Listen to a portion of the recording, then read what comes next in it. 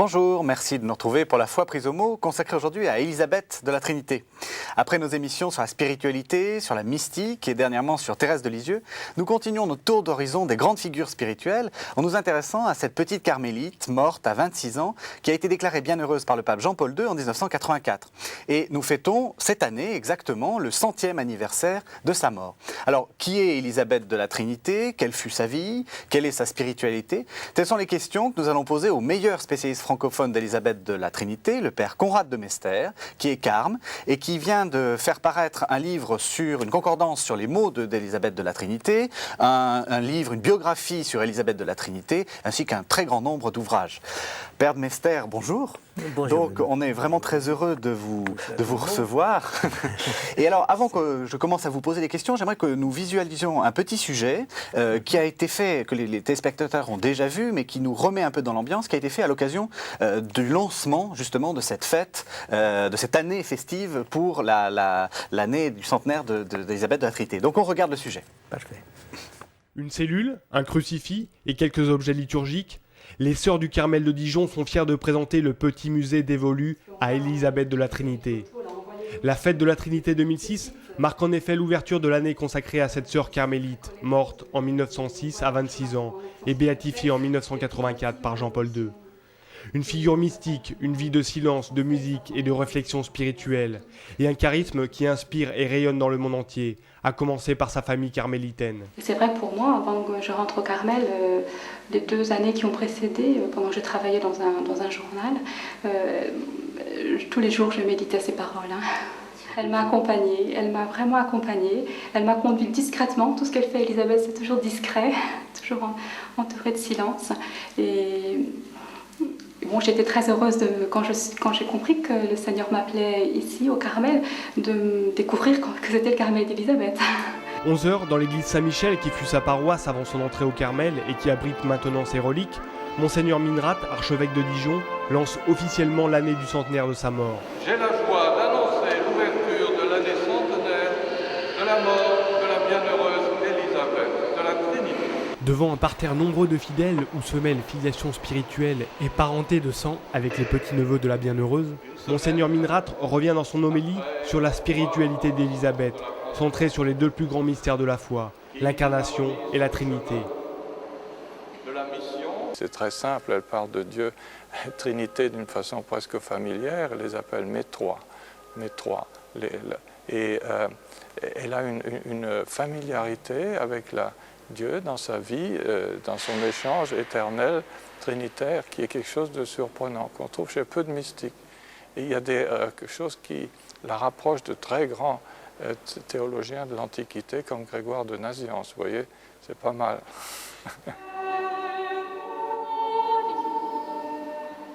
Élisabeth touche les cœurs par la simplicité de ses paroles et parce qu'elle nous ressemble. 100 ans après, sa vie brève mais intense continue d'interpeller et de fasciner. Très heureux de voir que son œuvre est reconnue.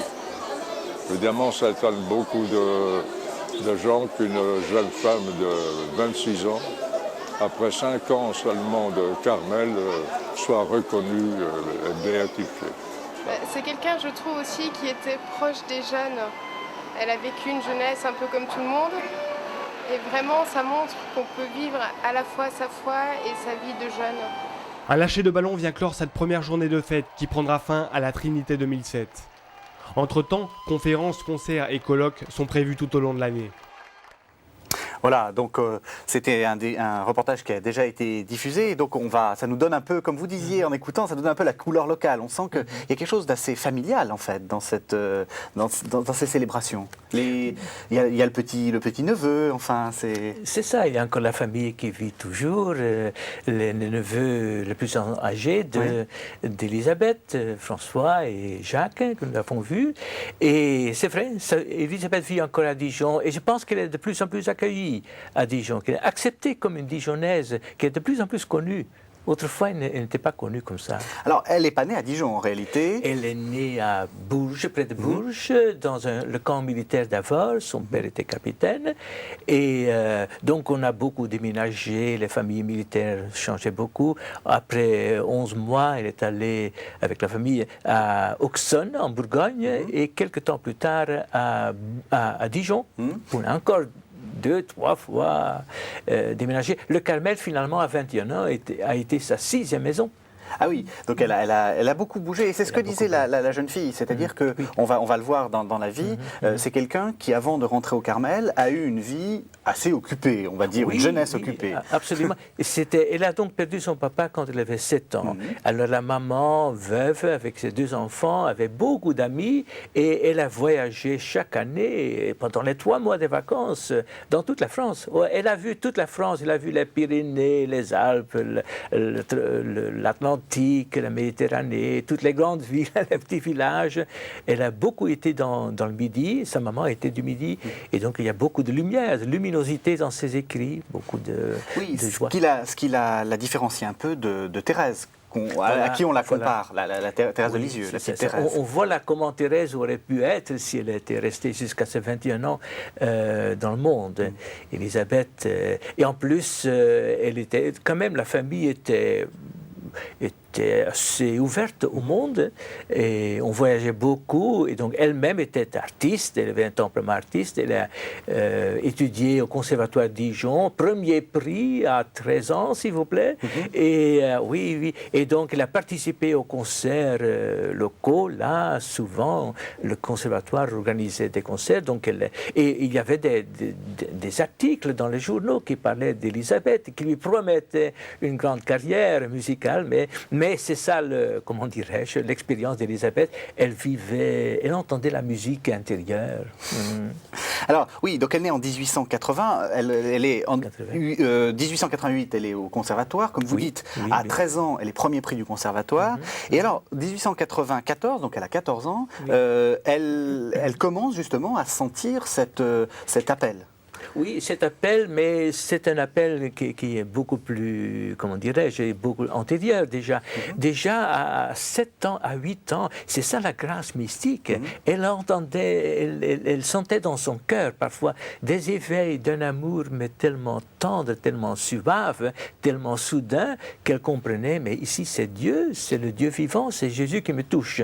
Et c'est là, c'est cette expérience de l'amour de Dieu qui l'a formée, pour ainsi dire. Et Élisabeth, comme elle était très entière, très cohérente, elle a décidé d'orienter toute sa vie vers le Seigneur. Elle a été choisie, appelée par le Seigneur, et donc elle a décidé de donner vie pour vie, présence pour présence, amour pour amour. Alors, la mère d'Élisabeth n'était pas très chaude, comme on dit. Elle n'était pas très d'accord avec cette vocation. C'est vrai. Elle a mis son veto, comme on dit quelquefois. Oui, c'est ça. Les parents étaient très chrétiens. C'est dans la famille qu'Élisabeth a reçu tellement qu'elle a donc pu interpréter ses visites de Dieu comme les visites de Jésus, le Dieu des chrétiens. Et donc, mais quand elle a eu cet appel-là à 14 ans, vers le Carmel, c'était la différence absolue de sa mère. Oui. Et ce qui est très intéressant, ça a beaucoup marqué sa spiritualité comme jeune laïque dans le monde, parce qu'il devait attendre. Parce qu'elle était sûre de rentrer au Carmel. Et donc, sûre, oui. Et là aussi, on voit la différence avec Thérèse, qui va voir le pape, qui demande une dispense, etc. Là, elle continue sa vie de jeune fille un peu bourgeoise, enfin un peu dans un bon milieu, et elle continue. Entre guillemets, c'est ça, oui. Ce qui est remarquable, c'est qu'Élisabeth aussi aurait voulu rapidement entrer au Carmel. Oui. À cette époque-là, il y a 110 ans, c'était possible. C'était possible d'entrer jeune encore. Et donc, elle aurait voulu rapidement, parce qu'elle était toujours décidée, énergique, totalitaire, si vous voulez, donner rapidement sa vie au Seigneur. Mais c'était donc l'opposition de sa maman. Et même l'état de santé de sa maman était très délabré. Oui. Et donc, elle aurait peut-être dû rester toute sa vie comme fille aînée à la maison pour soigner sa maman. Et c'est à ce moment, c'est très intéressant, que sa spiritualité va évoluer. Ce n'est plus le rêve, si vous voulez, du monastère pour aimer le Seigneur là et demain, mais accepter de vivre ici et maintenant. Et à ce moment, je vois ce triple autre mouvement. Élisabeth intériorise sa contemplation. Ce n'est plus là, demain, dans un monastère, mais dans, si vous voulez, le monastère, l'espace intérieur, dans la cellule de son cœur, comme elle dit volontiers. Donc, elle vit sa contemplation dans son cœur. Et en même temps, le deuxième mouvement, c'est qu'elle sécularise, entre guillemets. C'est en voyageant par toute la France, en dansant, en menant une vie assez mondaine, entre guillemets. Oui, parce qu'on vient de voir des photos, elle était très jolie. Très jolie, mais il se présentait très bien. Oui. Il présentait très bien. Elle avait des tantes à Carlipa, c'est amusant, qui la taquinaient. Carlipa, c'est un petit village dans l'Aude, près de Carcassonne, où elle passait souvent ses vacances. Et les tantes la taquinaient. Elles disaient, mais pour une future carmélite, tu pourrais faire un peu plus simple. Et elle disait, mais voilà, elle disait, moi j'ai lu dans la vie de Sainte Thérèse d'Avila, fondatrice du Carmel, qu'elle faisait de même avant d'entrer, et moi je veux l'imiter en tout. Mais il y avait un prêtre là qui assistait et qui disait aussi, mais le Carmel, c'est un ordre trop austère pour ta santé. Elle disait, elle répondait, eh bien, on meurt. Ça, c'est Élisabeth toujours. Elle répondait toujours de cette façon, catégorique, claire, radicale. Et donc, elle intériorise sa contemplation, elle la sécularise, et le mot n'existe pas, mais j'aime dire, elle essentialise, parce qu'elle réduit sa contemplation à l'essentiel, à la foi chrétienne, au Nouveau Testament, à ce qu'elle lit dans le Nouveau Testament. Donc, la présence de Dieu partout, où on est dans le monde, au monastère. Hein.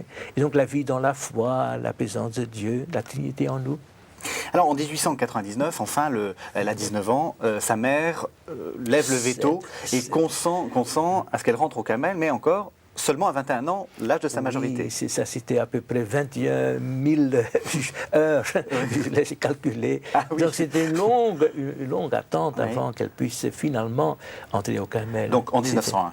En 1900. Alors, racontez-nous un peu comment ça se passait, l'entrée au Carmel, dans une... Enfin, à ces époques-là, on a assez peu de... Vous-même, vous êtes carme, donc vous êtes très bien placé pour nous en parler. C'est ça. Le Carmel de Dijon était le 3e fondé en France, donc un Carmel avec une ancienne tradition. Et on entrait, et c'était juste au moment, intéressant, juste au moment de la fondation du Carmel de Paray-le-Monial, qui est maintenant à Surieux, près de Vienne. Et alors, jusqu'à 2 jours avant son entrée, Élisabeth ne savait pas encore si elle devait entrer à Paray-le-Monial ou à Dijon. Et ses malles étaient déjà à Paray-le-Monial. Donc, on a dû expédier de nouveau. Elle est entrée au Carmel, là, et pendant 4 mois, c'était son postulat. Elle était restée encore en civil, enfin, tenue plus religieuse, mais quand même pas l'habit. Et ça a été un temps très heureux pour elle. C'était tout nouveau, c'était la réalisation de son rêve, le silence, etc. Et ensuite, le 8 décembre 1901, après 4 mois, elle a pris l'habit de carmélite. Elle commence donc son noviciat, le temps d'épreuve, avant la profession, qui à cette époque-là était tout de suite perpétuelle. Il n'y avait pas de vœu temporaire. Et donc, et alors pendant ce noviciat, ça a été très dur pour elle, parce que c'est à ce moment qu'elle a senti la coupure avec cette vie très variée qu'elle avait. La coupure aussi avec le piano. Le piano était un très grand ami où elle pouvait exprimer tous ses sentiments, elle pouvait parler. Elle avait beaucoup d'amis aussi, et surtout elle aimait comment dirais-je, infiniment sa mère. Même si c'était une mère difficile, elle était très attachée à sa mère, mais elle voulait, et elle l'a quitté pour le Christ, pour suivre le Christ, le Christ surtout. Et c'est là que je pense que dans cette période-là, elle dit, mon cœur a souvent saigné, parce qu'elle vivait, donc le Carmel était à 150 mètres de sa maison. Elle savait que sa mère pleurait toujours le départ de sa fille, et donc son cœur saignait. C'est là que le cordon ombilical a été vraiment coupé. Mais c'est assez rassurant, parce qu'on imagine souvent des héroïnes de la foi, des saintes absolument sans passion, sans rien, tournées vers le Seigneur. Et ça, ce que vous dites là, la rend beaucoup plus humaine, en fait. Elle était très humaine. Elle est très proche des autres, et toujours, toute sa vie, se sentait très unie aux autres. Parce qu'elle disait, en Dieu, il n'y a pas de séparation. séparation. En Dieu, je retrouve tous ceux que j'aime, mais matériellement, elle les a quittés. Elle était prête à...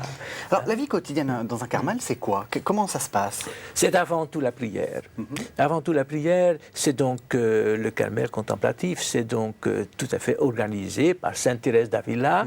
En fonction de la prière, il y a l'Eucharistie de chaque jour, il y a tout l'office, la louange des heures, qui à ce moment-là prenait beaucoup de temps, plus de 3h30 à peu près chaque jour, et encore 2 heures de prière silencieuse, 1 heure le matin en silence et une autre heure le soir. Et donc Sainte Thérèse disait, cette oraison-là, cette prière silencieuse, c'est une rencontre avec un ami.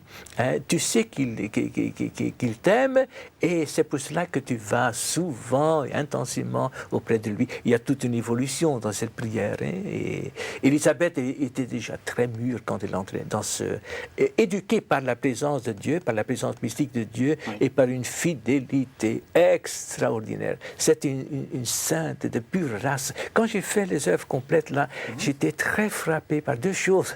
De rencontrer là une sainte de pure race.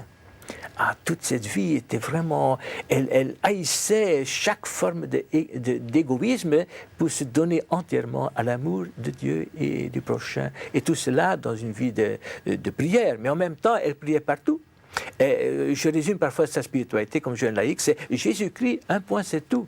C'est donc partout, c'était Jésus-Christ, mais en tout.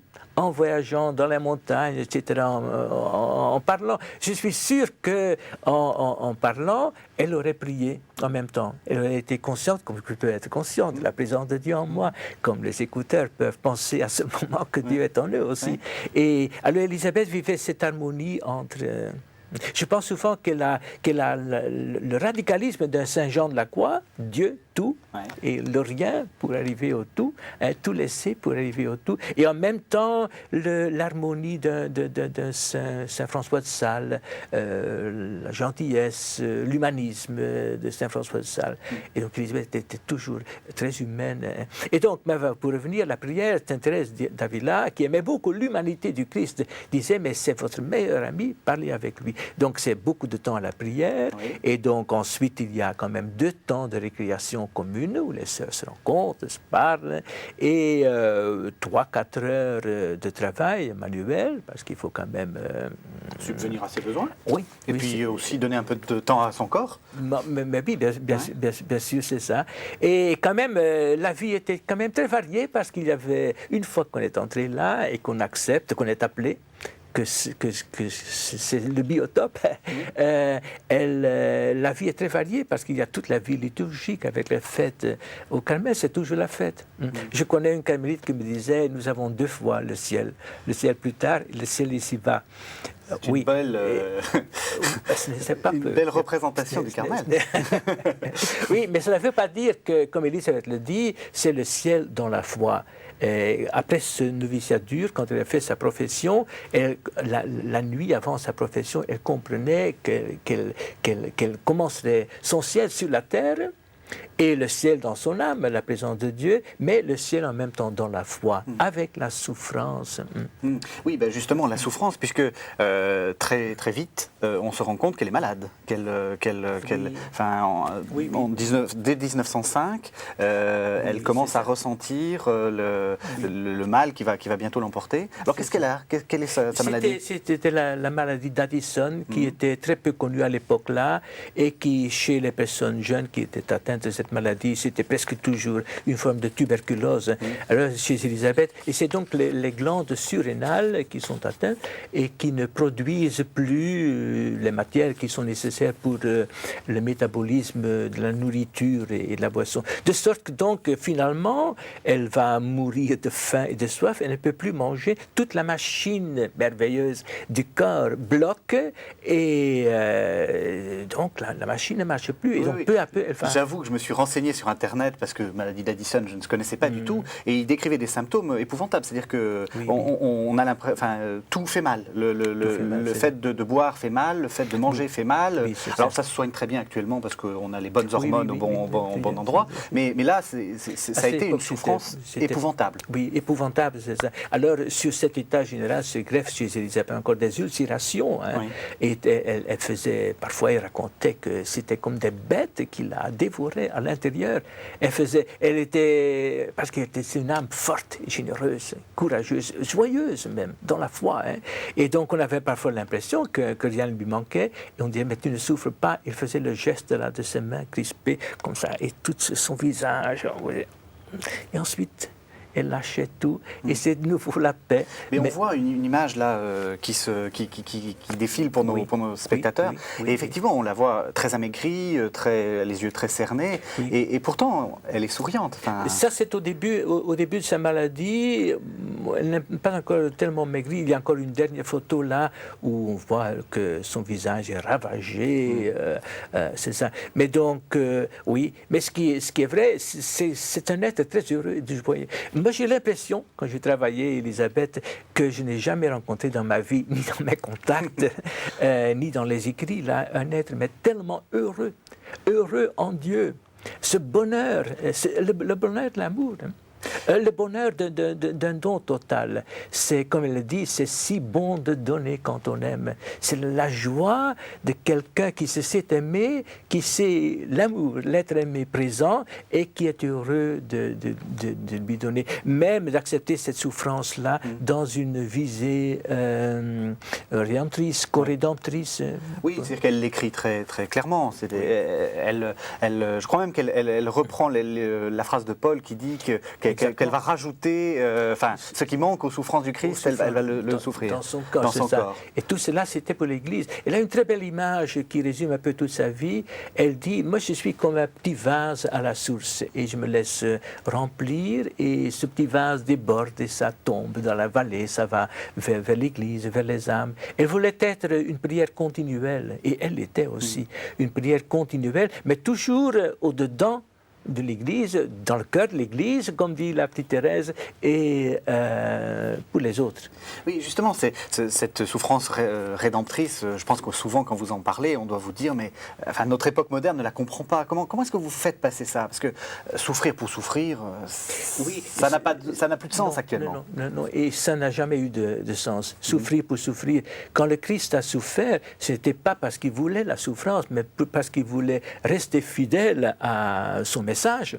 Et donc, même si on le tuait, il acceptait, comme on voit les Romero, les martyrs, qui donnent leur vie, un père Damien, qui est parmi les lépreux, qui reste là, qui devient lépreux. Et donc, le Christ, la souffrance, il l'a accueilli, il l'a embrassé parce que c'était dans la fidélité. Ce n'est pas la souffrance qu'il voulait, il voulait la fidélité, jusque dans la mort et jusque dans la souffrance.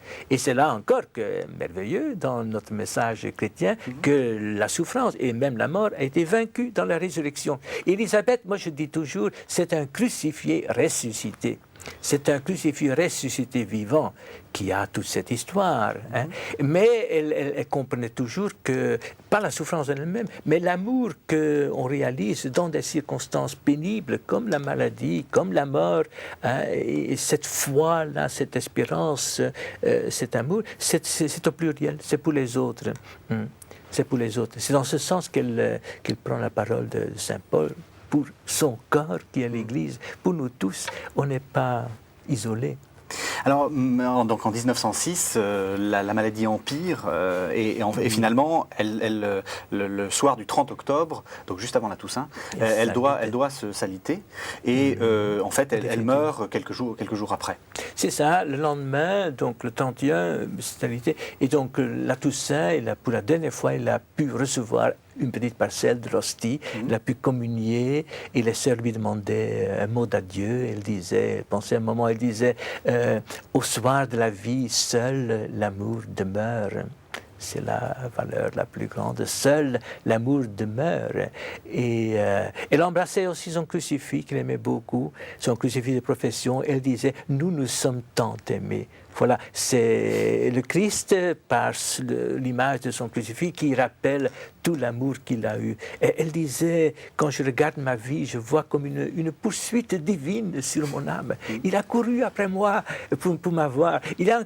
Quand elle parle de sa vocation, elle appelait ça souvent, le mot très simple, prendre. Le Seigneur va me prendre. Il a voulu me prendre. C'est comme dans une grande multitude de gens que parfois il prend quelqu'un pour vivre plus proche de son cœur. En même temps, ce qui est merveilleux, c'est qu'Élisabeth répète tout le temps à ses amis nombreux dans le monde, quand elle écrit des lettres, mais vous aussi, vous avez la Trinité en vous, vous avez le ciel en vous, vous pouvez vivre la même présence, la même vie que moi. Mais elle savait qu'elle, la voie de la virginité, la vie monastique, elle était quand même choisie, prise d'une façon spéciale. Particulière. Oui, alors c'est intéressant ce que vous disiez, parce que les sœurs lui demandent un mot d'adieu, ce qui prouve qu'elle l'aimait, ses sœurs. Parce que ça ne doit pas être facile d'avoir une sainte à la maison, si je puis dire. Enfin, on sent bien pour Thérèse que quelquefois, elle était trop bien, quoi. Alors que là, non. Eh bien, Régis, exactement, dans son cas-là, elle était très aimée, parce qu'elle était bien éduquée par tous ses contacts d'autrefois, elle avait l'habitude de parler avec les gens, et elle était morte à elle-même, hein. Comme je disais, l'égoïsme, ça n'existait plus, et il était toujours, ce sont les mêmes mots qu'on répète, serviable, aimable, simple, recueillie et joyeuse. Vous avez là une fille très heureuse parmi ses sœurs. Et comme elle ne vivait pas pour réaliser quelque chose, elle vivait là, elle venait là pour donner sa vie. Et donc, n'importe quelle forme, là, même les contraintes des relations fraternelles, les poids parfois, je dis souvent, je suis religieux aussi, que la vie communautaire, c'est la plus grande grâce. Et la plus grande épreuve. Mais oui, oui, quand même. parce que ça doit être un peu comme dans une famille, je pense. Non? Les caractères sont tellement différents. C'est un bouquet multicolore, très varié, mais en même temps une très grande grâce, parce que vous êtes surtout dans une vie purement contemplative, comme les carmélites, on est quand même sur un TGV qui vous porte là vers le ciel. Et toujours, chaque jour, bien nourri par la prière, qui peut être aussi la prière qui peut être aride, obscure, les nuits de la foi, etc. En TGV, donc ça va à toute allure. On va directement au ciel à toute allure. Élisabeth avait hâte aussi. C'est depuis sa jeunesse, depuis qu'elle a été touchée par cette présence de Dieu, elle a voulu être auprès du présent, du grand présent, auprès du bien-aimé. Et donc, elle désirait la mort, pas la mort en elle-même, mais parce que la mort est une porte pour entrer dans la vie éternelle. Hein. Alors, on va en venir maintenant à ce qu'elle a laissé, parce que vous êtes donc l'éditeur de ces œuvres. On a vu passer à l'écran le livre que nous avons là en plateau. Hein. C'est les œuvres complètes d'Élisabeth. Alors attendez, je le mets. Voilà, on voit mieux. Les œuvres complètes d'Élisabeth de la Trinité, dont vous êtes l'éditeur. Alors, qu'est-ce qu'elle a laissé ? Quels sont sur quoi avez-vous travaillé pour réaliser ce livre ? Oui. Tout d'abord, elle n'a jamais écrit pour publier. C'est très drôle. Il est cité parmi les auteurs et pas les moindres, hein, mais il n'a jamais écrit quelque chose pour être publié. Entre parenthèses, sa belle prière, ô mon Dieu Trinité, que j'adore, on l'a trouvée après sa mort. Elle n'a même pas pris la peine de dire à sa prière, mais regardez un petit peu comme c'est beau, est-ce que c'est bien, est-ce que ça convient, etc. On l'a trouvée après sa mort. Mais tout le contenu, elle en a parlé beaucoup, c'est ça. Mais donc, ce sont des lettres qu'on a gardées. On a gardé beaucoup de lettres parce que c'était des signes, comment dirais-je, d'amitié. Et aussi, c'était des lettres riches de son témoignage. Donc, il y a une masse de lettres. C'est plutôt des écrits d'occasion. Enfin, là aussi, ça rejoint un peu ce qu'on sait de Thérèse, qui écrivait pour ses sœurs, qui écrivait, on lui demandait, on lui faisait des commandes. Mais par contre, c'est des écrits d'occasion, mais là, qui n'étaient pas connus du tout. Il y a peu de choses qui sont restées. Déjà publié, il y avait des choses qui étaient publiées dans les souvenirs. C'était donc le premier livre publié par le Carmel de Dijon, après sa mort, 3 ans après sa mort. Et donc on savait un bon nombre de textes. En plus, le père Philippon a fait aussi une anthologie. Mais là, j'ai vraiment mis tout ce qu'on a pu trouver. Donc il y a beaucoup de lettres.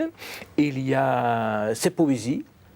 qui sont... Oh, c'est intéressant, c'était des poésies de jeunesse, il y en a beaucoup, qu'elle n'écrivait pas du tout pour être publiée ou pour être montrée aux autres, mais c'était parce elle ne pouvait pas encore entrer au Carmel, et c'était donc un peu des cris de cœur, des prières, où on peut suivre toute une évolution, et comme je l'ai dit là, tout ce changement intérieur du rêve de l'au-delà, et je veux dire du demain, et de là à la spiritualité ici maintenant. Et donc les poésies au Carmel, pour les grandes fêtes, on avait l'habitude de taquiner la muse.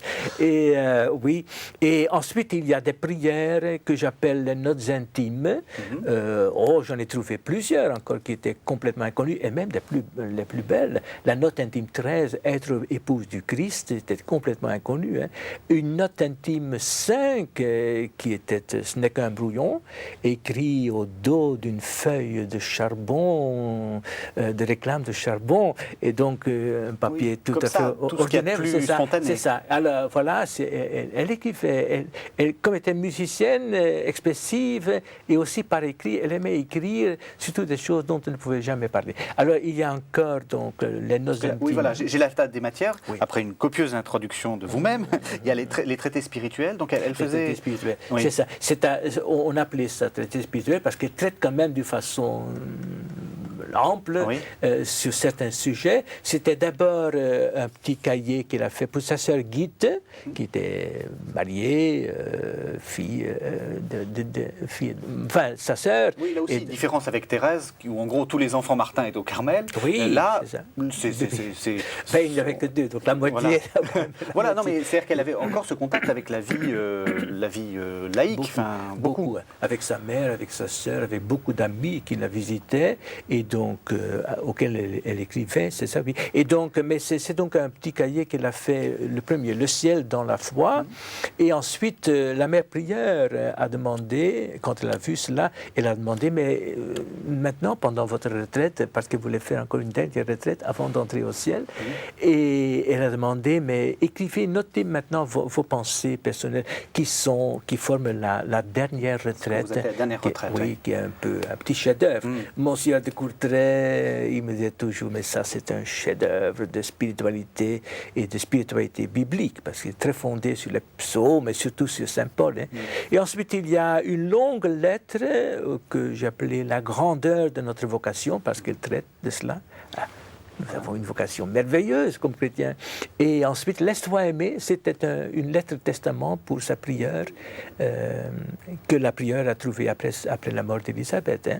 Voilà, il y a aussi un journal, et puis alors beaucoup de poésie, comme vous avez dit en occasion, dont on sentait qu'elle n'était pas destinée à être publiée. Mais ce journal est très intéressant parce que c'est là encore qu'elle parle de son amour de Dieu, l'amour fou, à l'âge de 18, de 19 ans, avec des expressions les plus radicales d'un amour qui ne cherche que Dieu, mais dans la vie concrète de chaque jour. Alors, quel est son style ? Vous le connaissez bien, puisque vous avez quasiment tout, enfin vous n'avez pas quasiment, vous avez tout lu, tout édité. Par rapport à Thérèse de Lisieux, parce que les auditeurs ont ont plus de familiarité avec Thérèse de Lisieux. Thérèse de Lisieux, c'est un style plutôt pas très cultivé. On a l'impression qu'elle a peu lu, alors qu'en réalité elle a beaucoup lu. Et vous dites le contraire, c'est-à-dire qu'Élisabeth a peu lu, mais on a l'impression qu'il y a beaucoup de références. Il y a beaucoup de différences parce qu'elle avait elle s'est bien nourrie de la vie liturgique et surtout de ce petit livre que nous avons tous, le Nouveau Testament. Et voilà, je pensais en voyant là le titre de votre émission, c'était La foi prise au mot. Absolument. Elle voyait, elle comprenait avec une sagesse, une science d'amour. Elle voyait dans les textes là le fond de ce que Saint Paul veut dire et qu'elle croyait avec tout son cœur parce qu'elle avait la chance d'avoir cette expérience mystique. Hein. Elle avait déjà, si vous voulez, entre guillemets, son apparition pascale et cette certitude que le Christ est vivant. Et voilà. Donc, c'est ça qui est très riche. Aussi, elle avait une très bonne mémoire comme musicienne aussi. Et donc, tout ce qu'elle entendait dans une conférence ou dans un sermon, dans les lectures au réfectoire du Carmel, même dans les conversations, parce que les sœurs échangeaient beaucoup en récréation, de belles expressions et tout ça, elle retenait facilement. Les sermons du Père Vallée. Elle a bien profité pour former son style, son vocabulaire aussi. Alors, par rapport à Thérèse, elle a des images un peu plus... Thérèse aime beaucoup les images très concrètes, qui parlent au cœur. Elle, c'est beaucoup plus... C'est ça. Beaucoup plus ample. Pardon, Thérèse, c'est la petite, géniale, dans sa petite... Mais c'est la petite qui a le regard pour les choses très concrètes. Quand on voit dans ses poésies, eh bien, chaque fleur a un langage, chaque oiseau parle, chaque feuille de chaque branche dit quelque chose. Tandis que pour Élisabeth, elle n'a pas du tout ce goût du symbole tout petit. Mais par contre, ces images sont de grandes images. C'est l'océan, c'est la mer, c'est le fleuve, c'est le soleil, la lumière, luminosité, clarté, tout ça. C'est l'abîme, c'est le ciel intérieur, le ciel de notre âme. Et aussi l'enfant dans les bras de sa mère. Enfin, ça aussi. Mais c'est toutes les grandes images. Oui. Non, je vous en prie. Mais alors justement, j'allais faire une transition parce que vous nous amenez, vous êtes l'invité parfait, vous nous amenez directement là où je veux vous emmener, c'est-à-dire sur la théologie. Donc on va passer la dernière partie de cette émission en parlant de sa théologie. Alors vous, ce que vous dites, c'est que c'est une théologie en relation. Expliquez-nous un peu. Oui, c'est ça. Ce n'est pas une théologie spéculative. Ce n'est pas la théologie de l'université, de l'école, de la faculté. Un peu abstraite. Voilà, abstraite. Je ne dis pas abstraite, mais disons scientifique, avec les arrière-fonds, l'histoire et tout ça. Pour Élisabeth, c'est avant tout, moi je l'appelle une théologie relationnelle. Elle a un regard sur Dieu et sur la parole de Dieu, théologie, mais toujours en favorisant cette relation. Elle voit en Dieu les relations. Dieu n'est pas solitaire, ce n'est pas un monolithe, c'est la Trinité. Alors elle comprend qu'il y a un amour infini en Dieu. Dieu est amour, Dieu est échange, Dieu est communication, Dieu est extase, où les personnes s'oublient tout le temps pour vivre dans l'autre. C'est la périchorèse, si vous voulez, l'échange continuel. Et en même temps, c'est un Dieu, Trinité, qui crée une relation, qui crée un monde, qui nous crée et qui vient à notre rencontre, qui envoie son Christ, qui est l'envoyé, qui est le Verbe, qui est le Fils, le don de Dieu. Combien de fois elle dit cela? Jésus, c'est le don du Père. Et les deux, le Fils et le Père, ils nous envoient l'Esprit Saint qui est dans notre cœur et qui est un feu auquel il faut se livrer pour qu'on soit consumé par ce feu, transformé par ce feu. Donc, elle aime beaucoup cette contemplation de Dieu. C'est un abîme, dit-elle. Elle se perd. Pour elle, la fête de la Trinité, et chaque dimanche, c'était une journée de silence et d'adoration qu'elle appelait le silence, qu'elle appelait aussi. C'est l'extase, l'amour. On aime tellement qu'on est... Ah oui, c'est très aimante, très affectueuse, etc. Et donc, elle voit cet amour qui la poursuit, cet amour qui déborde, cet amour qui la comble, qui nous comble. Est-ce que nous comprenons jamais combien nous sommes aimés, dit-elle, plusieurs fois.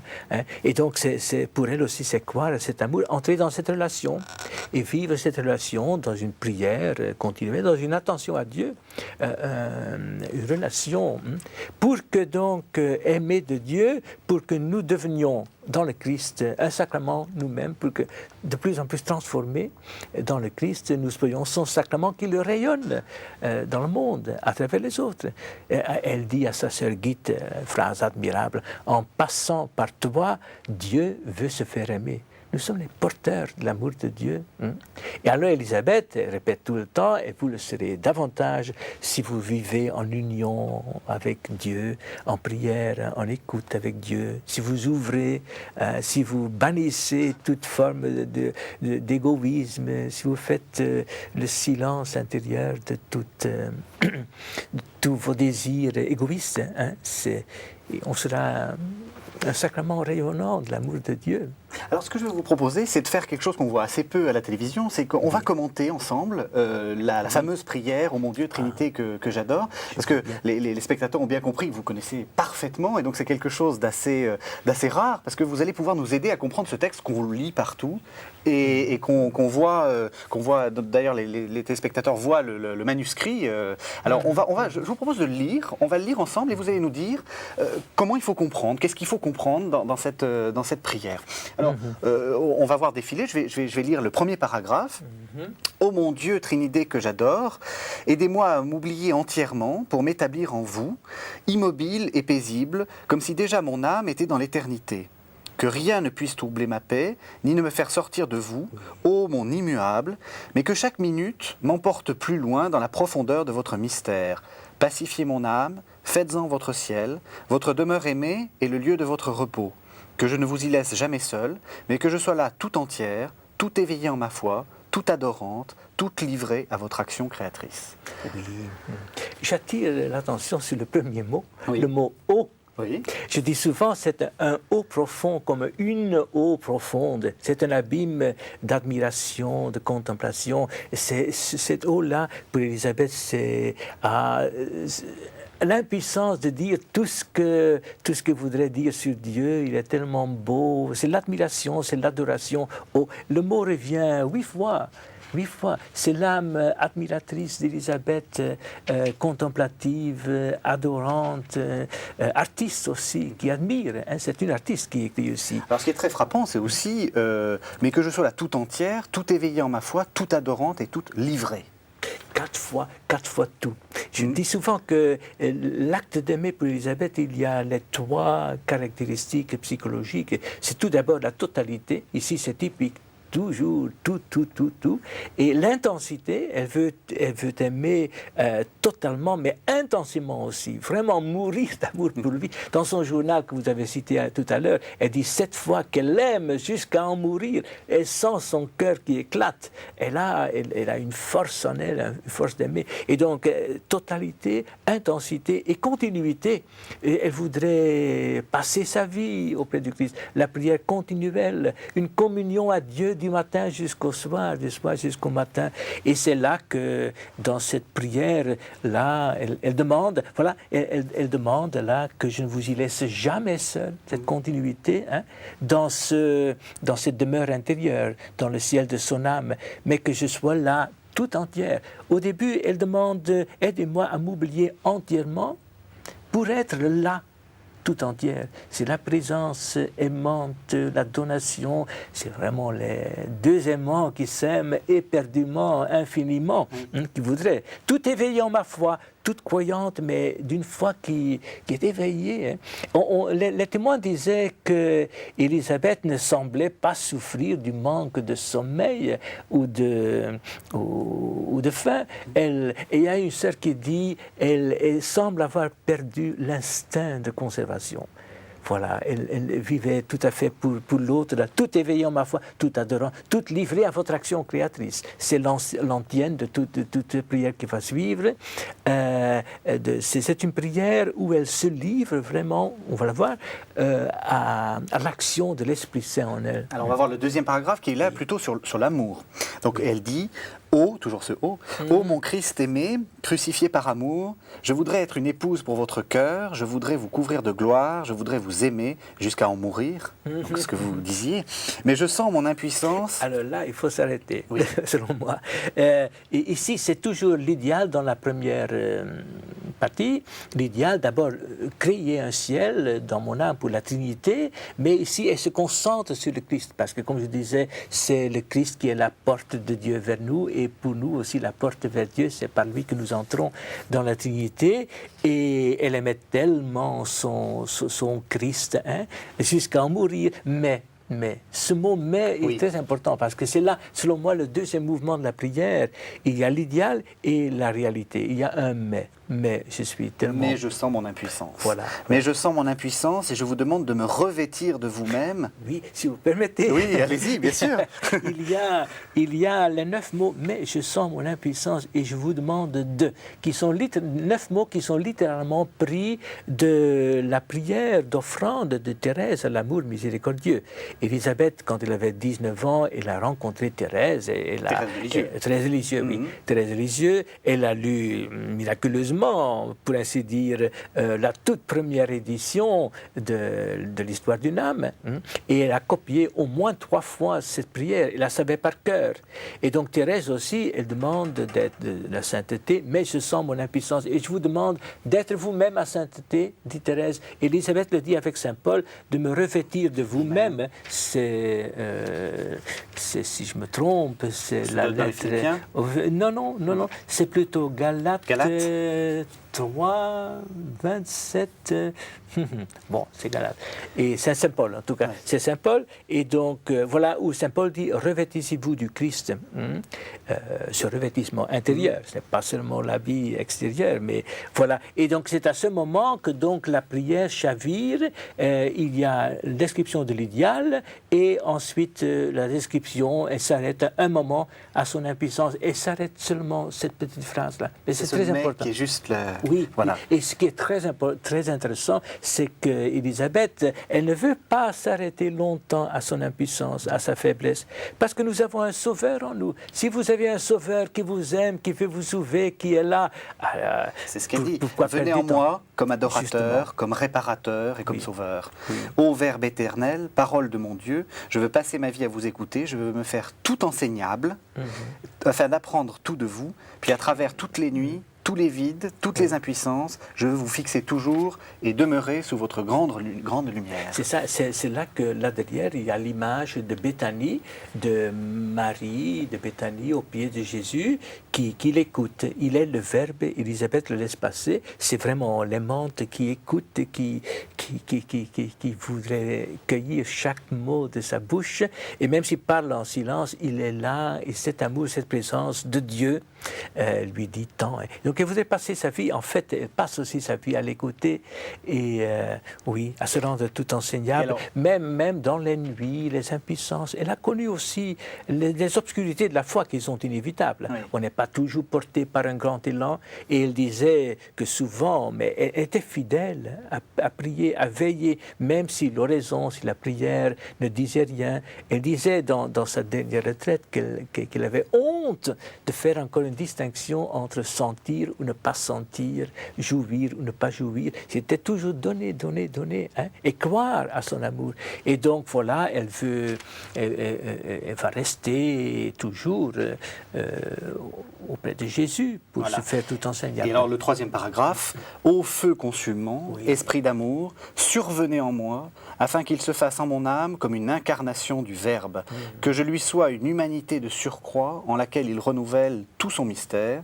Et vous, ô Père, penchez-vous vers votre pauvre petite créature, couvrez-la de votre ombre, ne soyez en elle que le bien-aimé en lequel vous avez mis toutes vos complaisances. Oui, c'est ici donc, devant l'idéal et devant son impuissance, elle se tourne vers le Christ pour que le Christ soit la vie de sa vie, et pour obtenir cela, elle s'adresse à l'Esprit Saint. C'est l'Esprit de Jésus qui doit former en nous, ou Jésus par son Esprit Saint, avec son Esprit Saint, qui doit former le Christ en nous. Et alors, elle cite là les mots il y a les mots « survenez en moi » entre guillemets. Auparavant, on oubliait toujours les guillemets, souvent.